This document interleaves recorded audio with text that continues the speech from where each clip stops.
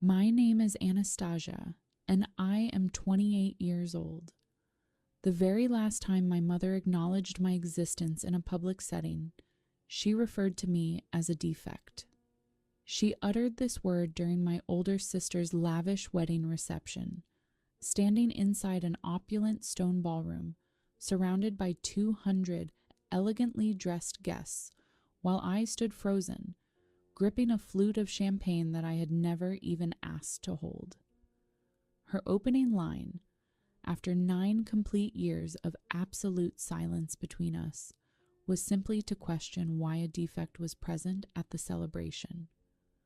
My sister turned away from the professional photographer, capturing her bridal moments, caught sight of my face, and offered me a smile identical to the one a person might direct at an unfortunate, unseemly stain on a piece of rented table linen. She harshly whispered that I was not invited. She was entirely correct about that specific fact, though she was completely ignorant of who had actually secured my invitation. For 9 long years, my estranged family had every opportunity to discover the woman I had blossomed into, yet they chose to spend nearly a decade meticulously pretending that I had never been born into their bloodline. The events that unfolded directly after, primarily driven by the groom's unexpected actions, resulted in the complete and utter destruction of a formidable medical dynasty that had taken 3 generations to build. And through it all, I never once had to raise my voice. However, to truly understand the gravity of that evening, the narrative must rewind 10 years to a different venue, a prestigious country club where I sat in a graduation gown, thinking about a hallway wall in my childhood home, adorned with framed medical diplomas and one pointedly empty frame. 3 weeks before the disastrous wedding, a heavy cream-colored envelope arrived at the home I share with my husband, looking as thick and formal as a fine dining menu. It was elegantly addressed to Dr. Julian Sterling and Mrs. Anastasia Sterling in sweeping calligraphy that undoubtedly cost more than the rent of my very first apartment. Julian, being an accomplished trauma surgeon, usually receives such invitations for high-profile hospital galas, so I sliced it open with a simple butter knife without much thought, my mind lingering on my company's payroll. Then I read the names printed inside, declaring that the prominent Kensington family requested the honor of our presence at the marriage of their son, Dr. Liam Kensington, to Beatrice Vance. Beatrice Vance was my sister.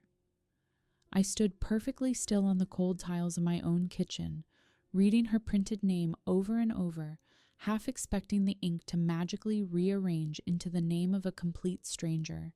While the refrigerator hummed in the background, I realized that my family had been orchestrating this massive wedding in another city, completely unaware that an invitation bearing my married name had easily bypassed their strict social defenses.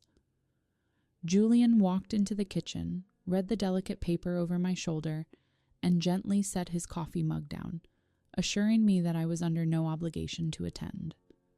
I agreed, but noted that not having to go was vastly different from not wanting to go.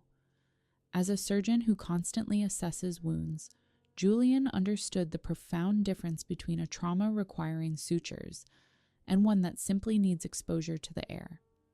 We sat at our kitchen table and systematically formulated a plan for the evening, deciding we would quietly sit in the back rows during the ceremony, politely congratulate the groom, and depart before my family could register our presence. I purposefully selected an unassuming navy blue dress, hoping to blend into the background like quiet wallpaper, believing I could attend simply as a polite stranger. I was profoundly incorrect, and the initial fracture in my plan appeared before I even finished my first glass of sparkling water at the estate. The sprawling venue was situated on a manicured hill filled with trimmed vines, boasting grand stone arches, massive crystal chandeliers, valets in sharp gray vests, and a live string quartet warming up beneath a wooden pergola. Julian was quickly absorbed into a circle of fellow physicians near the open bar, which I preferred, allowing me to drift toward the outdoor terrace, counting down the minutes until the vows. It was in that moment, standing behind a thick stone column, that I heard my mother's vibrant, perfectly lacquered hostess voice for the first time in nearly a decade. She was boasting to an eager audience about the union of two esteemed medical families and the incredible potential of their future grandchildren. Then she delivered a statement that stole the air from my lungs. She proclaimed Beatrice to be her only child, proudly stating that they had poured absolutely everything into their singular daughter. I stood paralyzed behind the masonry, realizing that while I had braced myself to be the awkward, estranged sister, I had never prepared to be entirely erased from existence. Erasure is a much tidier concept than active hatred, as it leaves no visible remains, only an empty void where a living person once stood. Nearby, my father, dressed impeccably in a tailored suit, was passively nodding along to her rewritten history. I noticed the champagne trembling in my glass and immediately forced my hand to steady itself, relying on years of ingrained conditioning that dictated one must never show weakness in front of these specific people. To fully grasp the weight of this erasure, one must visualize the hallway of my childhood home, where a prominent wall proudly displays 11 framed testaments to my family's medical superiority. The wall holds my grandfather's prestigious medical degree, my mother's cardiology board certification, my father's anesthesiology fellowship, and various other accolades belonging to generations of overachievers. During our tense Sunday dinners, my mother would ruthlessly interrogate us about our weekly achievements, grading our answers as if they were laboratory results. Beatrice, being 4 years my senior, always came armed with impressive statistics, top-class rankings, perfect test scores, and science fair victories, proving herself to be a highly lucrative investment. I, conversely, was the disappointing offspring who excelled at practical empathy, like splinting injured birds or bandaging my grandmother's wounded shin, but suffered crippling anxiety during academic competitions. Instead of shouting, my mother would simply withdraw her attention and affection, coldly rebalancing her emotional portfolio to reflect my subpar performance. She operated under the genuine belief that our family name was a strict form of collateral, and familial love was merely the interest one paid to maintain it.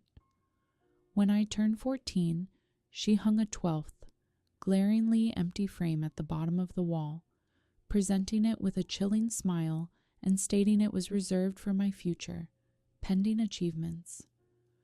10 years ago, during the week of my high school graduation, my mother reserved a garden room at the local country club, a space strictly meant for serious announcements rather than joyful celebrations.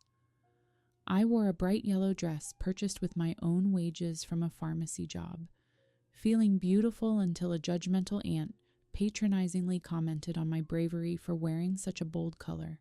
The dinner, supposedly in my honor, quickly devolved into a stage for my mother to tap her glass and announce Beatrice's acceptance into a top-tier medical school on a full scholarship.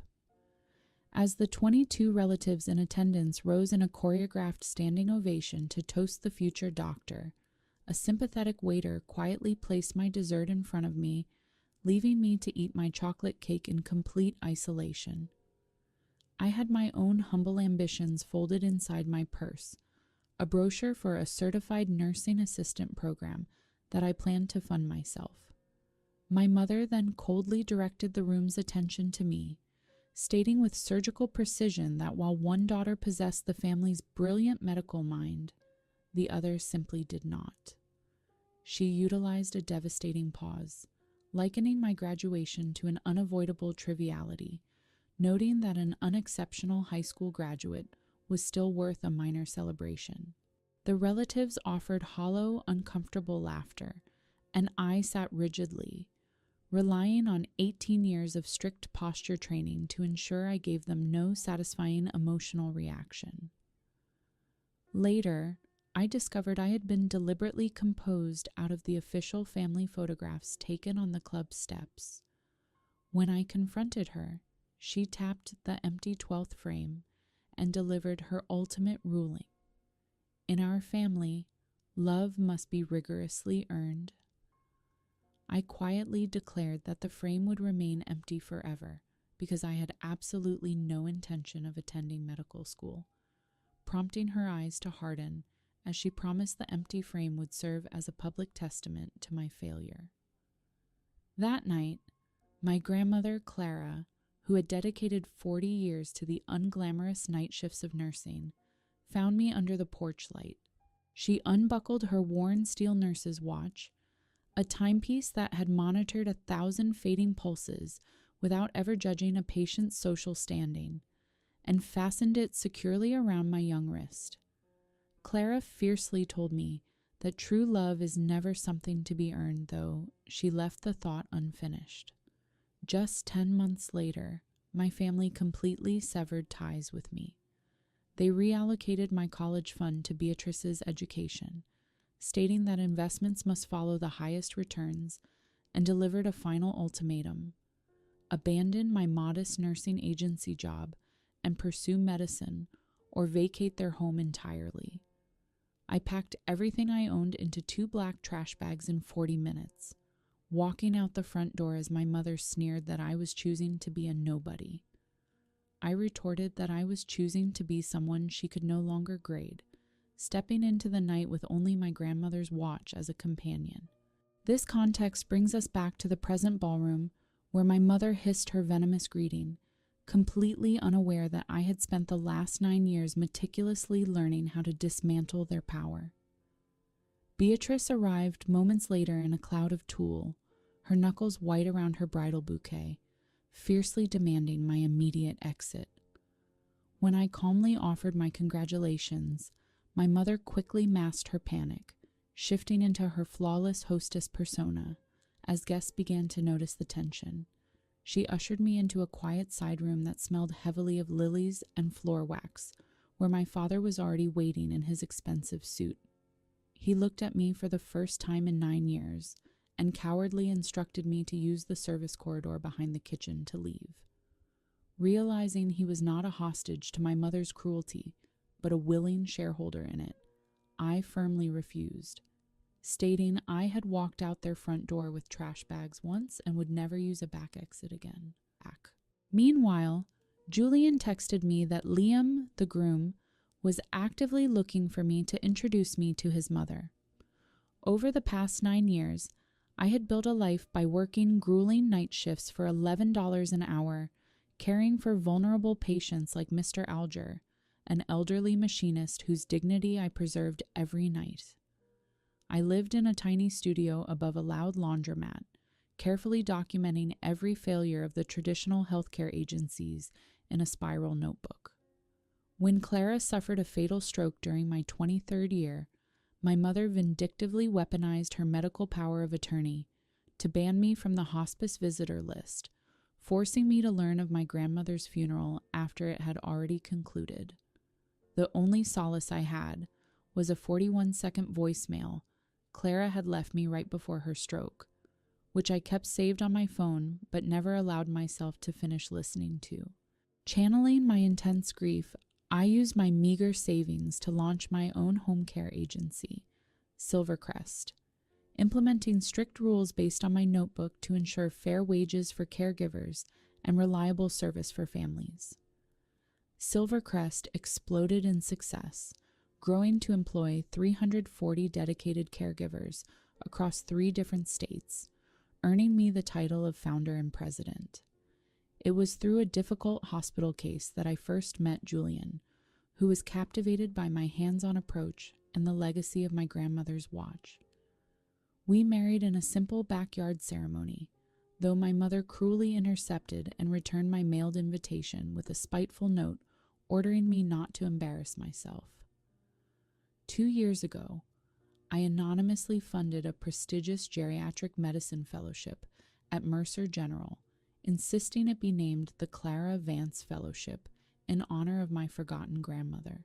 The very first recipient of this fellowship was a brilliant young doctor named Liam Kensington, who eventually sent an invitation to his generous anonymous benefactor, unaware he was inviting his future sister-in-law to his wedding.